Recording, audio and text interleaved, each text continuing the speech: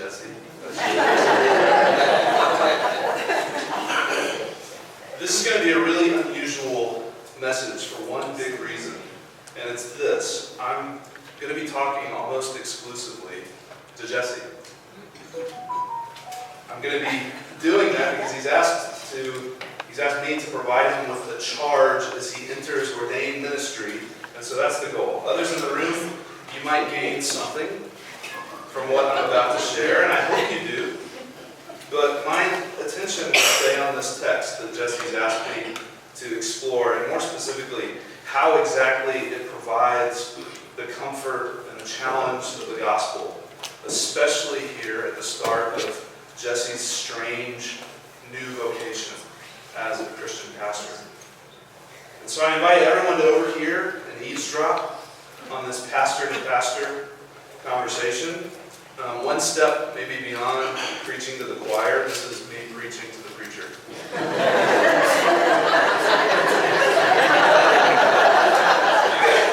This is great.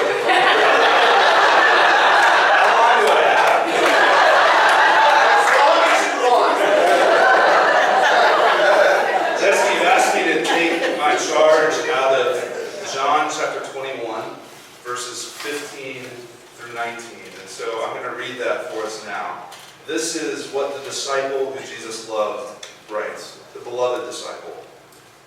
He says, when they had finished eating, Jesus said to Simon Peter, "Simon, son of John, do you love me more than these?" "Yes, Lord," he said. "You know that I love you." Jesus said, "Feed my lambs." Again, Jesus said, "Simon, son of John, do you love me?" And he answered, "Yes, Lord, you know that I love you." This is going to turn into like a monologue or something. Jesus said, "Take care of my sheep."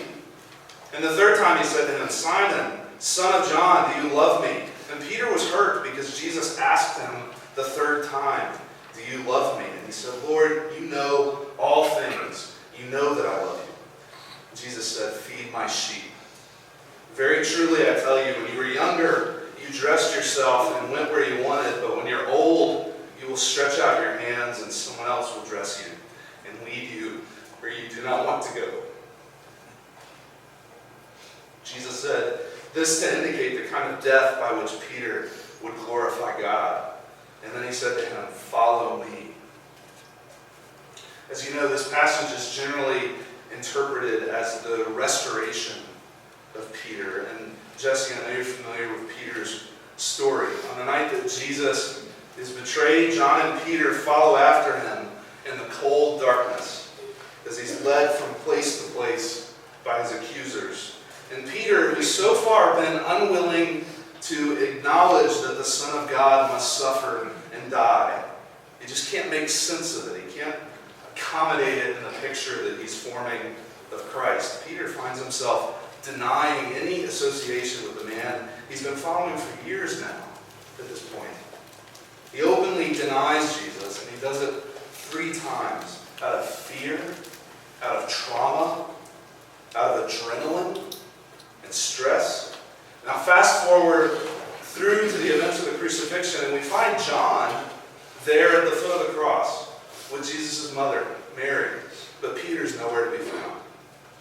Clearly, these denials, which Jesus predicted would happen, have shaken Peter to the core.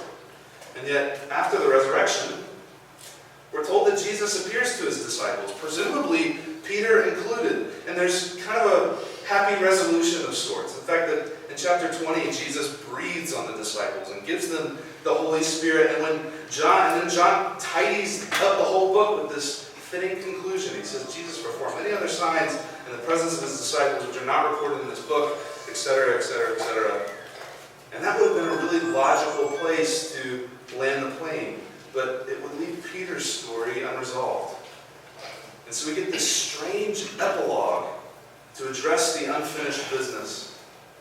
We're told that Peter takes the disciples back north to Galilee, back to his boats, back to the job that he left when Jesus encountered him there on the shoreline.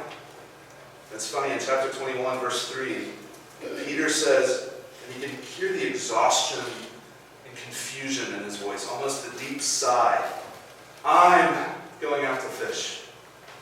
And the rest follow, because they don't know what else to do. And so to make a long story short, Jesus meets them there again by the sea, and he cooks them breakfast. And they're wrapping up the meal, and he takes Peter aside and has this important conversation with him, which we just read. Again, traditionally, it's understood to be a kind of reinstatement of Peter, a renewal.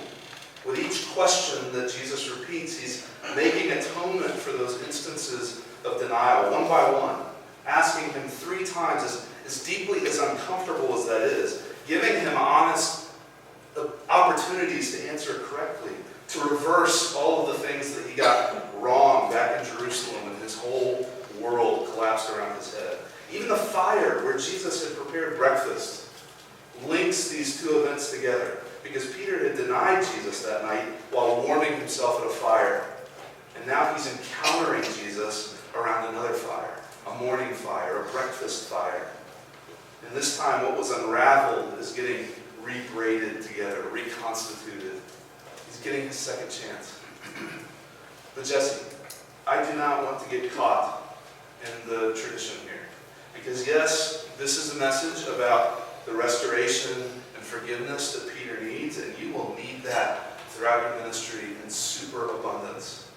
You'll need second chances like Peter, but that's not what actually feels most important in this moment, because Jesus isn't just reinstating Peter or just revisiting his denials. He's also teaching him what he needs to do. In some very literal sense, Jesus himself is commissioning Peter, just like we as a church are commissioning you this evening.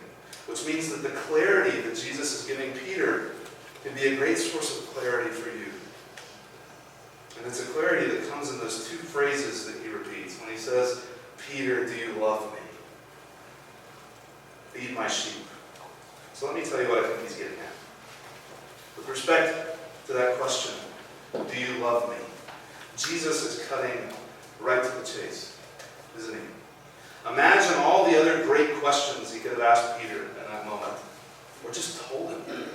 You know, if he really wanted to put the squeeze on him, he could have just asked why. Or if he wanted to help him in his ministry, he's the Son of God. He could share all kinds of things that might help Peter in the early church. He could have given him the best evangelism strategy for reaching first century pagan Gentiles. He could have offered him great leadership advice, or told him how to increase tithing amongst the church that he'll be leading in Jerusalem. He could have given Peter some advance notice about the conversion of the Gentiles, or some of the struggles that he would face when the Roman persecution of the church begins in earnest. Give him some advanced word about Nero. There's so much Jesus could have said, and yet instead, he chooses to ask Peter about his affections. Because loving Jesus is the main thing. It's not news to you, I know, Jesse, but make no mistake, it is a difficult task to keep the love of Jesus at the center of this strange vocation. That's one of the most sinister ironies of pastoral work. To serve the church is to be surrounded with great ideas about doing all sorts of good things. It's to have awesome possibilities constantly competing for your attention. And most of them will be promising wonderful things. But not just that. Ministry will be full of questions. Unanswerable questions and problems and pain. And the church is commissioning you tonight to take up responsibility for those burdens too. To be ordained is to retain information about trauma and sin and tragedy that you will never share with any other human being. Confidentiality like that can be a painful discipline. Let alone the conflict you'll be called upon to arbitrate amongst people. If you're not careful, you can easily get so distracted putting out fires that you never light them. And in the face of all that, as a leader in the church, you must be vigilant to center yourself and to center this community on Jesus and Him alone, which will require you to concentrate not just on the big picture, but on the subtle and the nuance nuanced in the church's life together. You must become a student of the details. You have to foster a keen awareness about how and when the people of God might be taken off track. Not drastically, because you and I know explicit rejection of Jesus in a place like this is pretty rare. But a subtle drifting away from our love for him is an ever-present danger. And it happens slightly, carelessly, and gradually. Jesse, not everyone will bear that responsibility. But in your ordination, you take up that unique mantle as a shepherd of God's church, as a steward of the faithfulness of his people. And the space between faithfulness to Jesus and faithfulness to any other good thing is just millimeters wide. It's your calling to stand guard over that boundary. As we move from the first idea to the second, notice for a minute how the first says nothing about the sheep. It's conspicuous, actually, that Jesus doesn't ask Peter if he loves the sheep. It's not even here. Not that you have a right as a pastor to do otherwise, but there is something dangerous at work when those two statements get twisted up together. Our love for him is primary. The caring for the sheep is vital, but it takes a second place. And the two cannot be conflated. What strikes me as immediately important about Jesus' command to feed sheep is that they are his, and they are not Peter's. Did you catch that? Feed my sheep, Jesus said. Jesse, that's true for you today as well. The people to whom God has bound you in this sacred calling are not your people at all, strictly speaking. They belong to him. They are his body, not yours. He is their head. You are not. They have to listen to his voice, not yours. And so just like we must be ever mindful to allow the love of Christ to reorder our attention amongst all these other beautiful distractions that we face as ministers and church leaders, so too we must be careful to understand the church itself in a kind of proper order as well. To admit that it's his community. And that our responsibility within it is not to rule over it, or to indulge it, or to use it to advance ourselves and our own ambitions, but to feed it. Jesse, it's been my experience so far that most pastors are tempted to love God's sheep more than they love God himself. And there are all sorts of reasons why that temptation exists. It's certainly why Paul was proud to earn a living of his own, rather than depend financially on the churches that he was planting. He knew that to allow the people he was leading to become his patrons would risk making him their employee. And he knew that if that happened, he might start working for them and not for God. He might wind up telling them only what they wanted to hear rather than what God wanted to say. And when that happens, it's not Jesus we're fearing, it's Jesus' people. And so the pitfalls of idolatry are lurking even in our best intentions, even when we struggle to work for the benefit of the people that we're serving. Obeying Jesus, feeding sheep, will require you to know what sheep eat. And feeding them, caring for them, cannot just be gratifying. It has to be nourishing. And I admit, I don't actually know much about feeding real sheep. But I do know about feeding real children. And I imagine that they're similar in at least one way. Because to be a parent is to become an expert in the difference between needs and wants. Turns out you have to remind a toddler that they don't need candy. But they do need vegetables. They don't need ice cream, even if that's what their very soul is crying out. But they need protein. They need rest.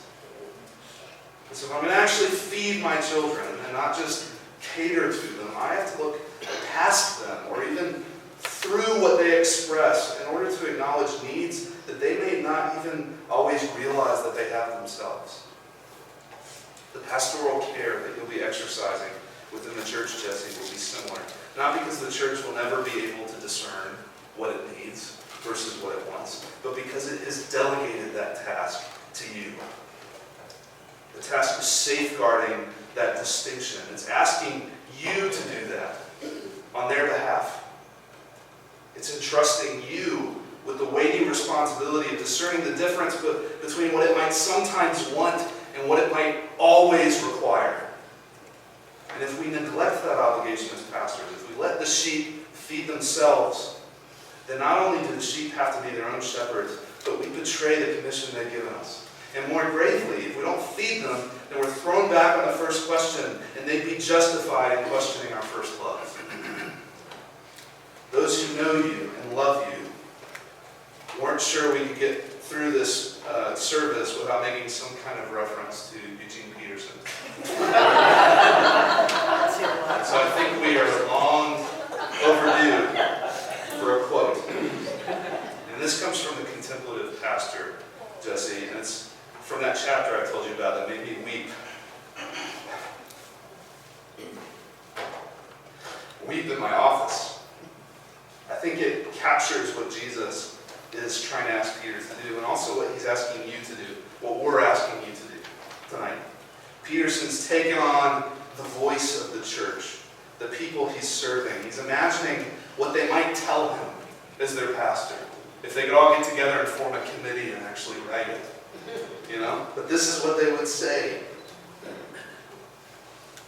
We know you're launched on the same difficult belief venture in the same dangerous world as we are.